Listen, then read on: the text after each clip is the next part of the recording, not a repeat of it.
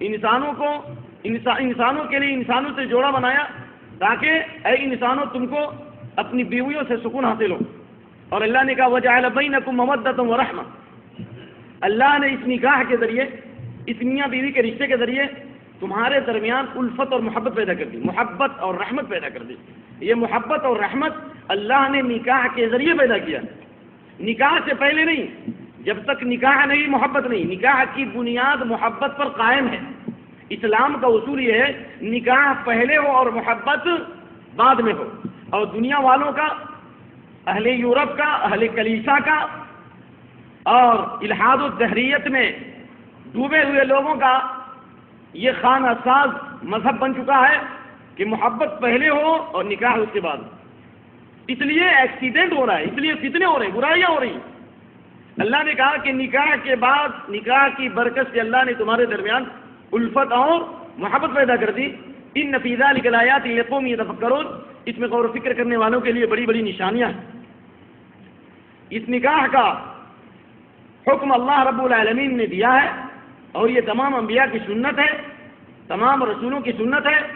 لیکن اللہ تعالیٰ نے اس نکاح کے رشتے کو مرد و عورت کے لیے لباس متعین کیا. لباس، سورۃ البقرہ آیت نمبر 187 187 اللہ فرماتا ہے ہن لباس لکم وانتم لباس لہن.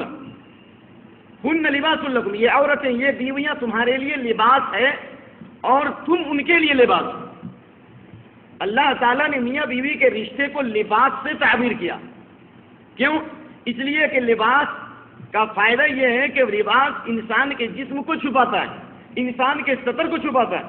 اور لباس انسان کے لیے زینت و خوبصورتی بھی ہے. یا بنی آدم قد انزلنا علیکم لباس یواری سوآتکم وریشا.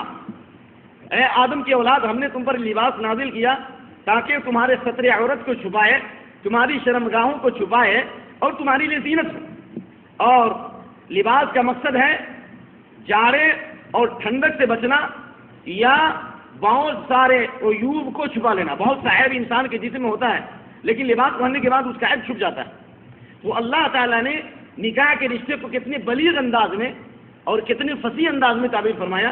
اللہ فرماتا ہے کہ مرد عورت ایک دوسرے کے لیے لباس ہے. یعنی جس طریقے سے لباس جب بدن کے اوپر آتا ہے تو انسان کی خوبی اور اس کی اچھائی ظاہر ہوتی ہے. تو اس سے معلوم ہوا کہ مرد عورت جب ایک دوسرے سے قریب ہوتے ہیں اور میاں بیوی کا رشتہ جب ایک دوسرے سے ہوتا ہے تو ان کی حقیقی زندگی کا آغاز ہوتا ہے. جس طرح لباس بہت سے عیب کو چھپاتا ہے، میاں بیوی کا رشتہ اس بنیاد پر ہے کہ دونوں ایک دوسرے کے عیب کو چھپائے. لباس جس طریقے سے انسان کے سطر عورت کو چھپاتا ہے، اسی طریقے سے میاں بیوی کا رشتہ ایسا ہے جو ایک دوسرے کے بھید سے اور ایک دوسرے کے راز سے واقف ہوتے ہیں. اور شریعت نے کہا کہ دونوں ایک دوسرے کے عیب کو چھپاؤ.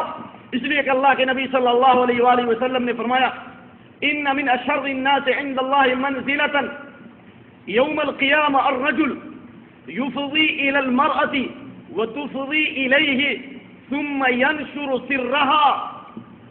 سنن کی مشہور حدیث، قیامت کے دن تمام لوگوں میں سب سے بدترین، سب سے ذلیل اور خسیس وہ آدمی ہے جو اپنی بیوی سے صحبت کرے اور پھر بیوی سے صحبت کے بعد بیوی کے تعلقات کو اور میاں بیوی کے پوشیدہ حالات کو لوگوں کے سامنے بیان کیا کرے. اللہ کے نبی صلی اللہ علیہ وسلم نے فرمایا کہ سب سے بدترین آدمی ہے کیونکہ لباس کا کام نہیں کیا. اور جس طرح لباس ایک دوسرے کے لیے ڈھال ہے، لباس کیا ہے؟ ڈھال ہے. ویسے میاں بیوی ایک دوسرے کے لیے ڈھال ہے. اللہ کے نبی صلی اللہ علیہ وآلہ وسلم نے فرمایا النساء شقائق الرجال. عورتیں مردوں کی دوست ہیں یا شقیق ہیں. شقیق بھائی کہتے ہیں اپنے خاص بھائی کو، یعنی مردوں کے دوست ہیں. یعنی ایک سکے کے دوسرے رخ ہیں جس کے بغیر انسانیت کی زندگی مکمل نہیں ہو سکتی ہے. اسی لیے شریعت کی زبان میں، قرآن کی زبان میں، حدیث کی زبان میں نکاح کرنا ہر مسلمان عاقل اور بالغ اور جوان صاحب صلاحیت، صاحب استطاعت پر فرض اور واجب ہے. اس لیے کہ نکاح کے بغیر انسانیت کو زندگی نہیں مل سکتی، نکاح کے بغیر سکون نہیں مل سکتا، نکاح کے بغیر پاک دامنی نہیں مل سکتی، نکاح کے بغیر انسانیت کی بقا کا انسانیت کی بقا نہیں رہ سکتی. اور نکاح کے بغیر دنیا کے اندر امن قائم نہیں ہو سکتا ہے۔ اسی لیے اللہ کے نبی صلی اللہ علیہ وآلہ وسلم نے فرمایا، عبداللہ بن مسعود کی حدیث بخاری مسلم کی، یا معشر الشباب من استطاع منکم الباءة فلیتزوج فإنه اغض للبصر واحسن للفرج ومن لم يستطع فعليه بالصوم فإنه له وجاء۔ آپ صلی اللہ علیہ وسلم نے نوجوانوں کی جماعت کو خطاب کیا، آپ نے فرمایا، اے نوجوانوں کی جماعت، جو تم میں سے باء کی صلاحیت رکھے، یعنی خواہشات اس کے پاس ہوں اور نان و نفقہ کی قوت ہو، بیوی کے کپڑے اور مکان اور اس کے اخراجات کو برداشت کرنے کی صلاحیت رکھتا ہو اور جسمانی اعتبار سے قوت رکھتا ہو، فلیتزوج، اس کو چاہیے کہ شادی کرے۔ ایسے نوجوان کے لیے شادی کرنا واجب ہے، تاخیر کرنا جائز نہیں، تاخیر کرنا جائز نہیں۔ مثال، جس طرح ظہر کی نماز عصر کے وقت نہیں پڑھی جا سکتی اور عصر کی نماز مغرب کے ساتھ نہیں پڑھی جا سکتی، جس رب نے ان الصلاۃ کانت علی المؤمنین کتابا موقوتا، نماز کو رب العالمین نے فرض کیا ہے وقت کے اعتبار سے، اسی رب العالمین نے اپنے نبی کی زبان سے اس بات کا اعلان کرایا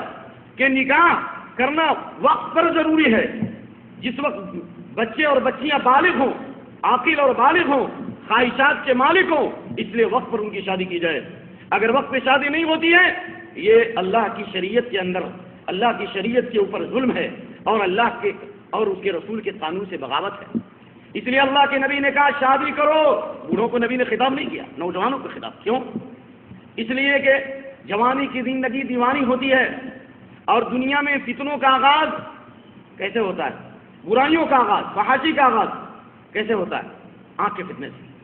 دنیا کا سب سے بڑا فتنہ، اس امت کا سب سے بڑا فتنہ عورتوں کا فتنہ ہے، اور یہ برائی اس وقت تک ختم نہیں ہوگی جب تک سادگی کے ساتھ جوانوں کی اور بچیوں کی شادیاں وقت پر نہ ہوں۔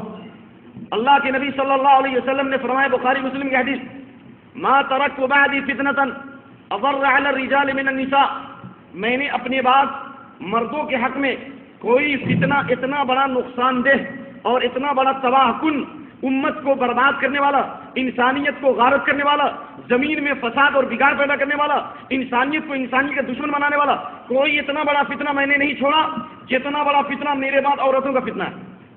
اس لیے اللہ کے نبی صلی اللہ علیہ وسلم نے جہاں دنیا کے فتنوں سے بچنے کے لیے کہا، وہیں آپ نے فرمایا، واتقوا الدنیا واتقوا النساء فاتقوا الدنیا واتقوا النساء، دنیا کے فتنے سے بچو اور عورتوں کے فتنے سے بچو۔ کیوں؟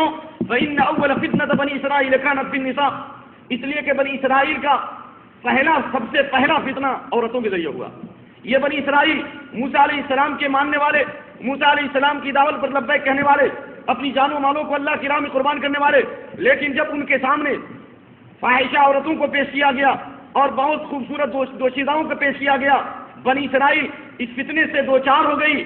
اور علامہ ابن قیم رحمۃ اللہ علیہ نے اپنی کتاب الطرق الحکمیہ میں لکھا ہے کہ جب بنی اسرائیل کے اندر فحاشی اور زناکاری عام ہو گئی عورتوں کے ذریعے کہ ایک دن میں 70,000 لوگ طاعون کی بیماری میں مہلک مر گئے۔ اور اللہ کے نبی کی حدیث، یہ عورتوں کا فتنہ، یہ زنا کا فتنہ، یہ فحاشی کا فتنہ، یہ اس امت کا بہت بڑا فتنہ ہے، اور اللہ رب العالمین اس امت کو اور اس قوم کو معاف نہیں کر سکتا جس قوم میں فحاشی، بے حیائی، زناکاری، عریانیت، مردوں عورتوں کا اختلاط، لڑکے اور لڑکیوں کا اختلاط، کلبوں کے اندر، پارکوں کے اندر، سڑکوں کے اندر، روڈوں پر، چوراہوں پر، جہاں بھی مرد و عورتوں کا اختلاط ہوگا اللہ اس قوم کو نہیں بخشتا ہے، اللہ اس قوم کو نہیں چھوڑتا۔ دنیا کی قومیں تباہ ہو گئی، برباد ہو گئی۔ ایران کی تاریخ، مصر کی تاریخ، رومن کی تاریخ دیکھو، جہاں جب عورتیں آزادانہ اختلاط کے ساتھ میدان میں آنے لگی، برائیوں کی دعوت دینے لگی اور فحاشی کے اڈے قائم ہو گئے، ان کی تہذیبیں مٹ گئیں، ان کے کلچر مٹ گئے، ان کا نام و نشان مٹ گیا۔ اللہ کے نبی فرماتے ہیں اس امت کے اندر بھی لا تشيع الفاحشة في قوم إلا عمهم الله بالطواعين والأوجاع التي لم تكن في أسلافهم الذين مضوا، ابن ماجہ بسند صحیح۔ جس قوم میں بے حیائی، زناکاری، فحاشی، برائی عام ہوگی، اللہ اس قوم کو مہلک بیماریوں میں مبتلا کر دے گا۔ طاعون کی جمع طواعین، طاعون پلیگ کی بیماری کو کہتے ہیں، لیکن یہاں عام مہلک بیماریاں، ایڈز کی بیماری، سوزاک کی بیماری، آرچیک کی بیماری، مختلف وبائی بیماریوں میں اللہ تعالیٰ ان کو مبتلا کر دے گا. بھوک کا عذاب اللہ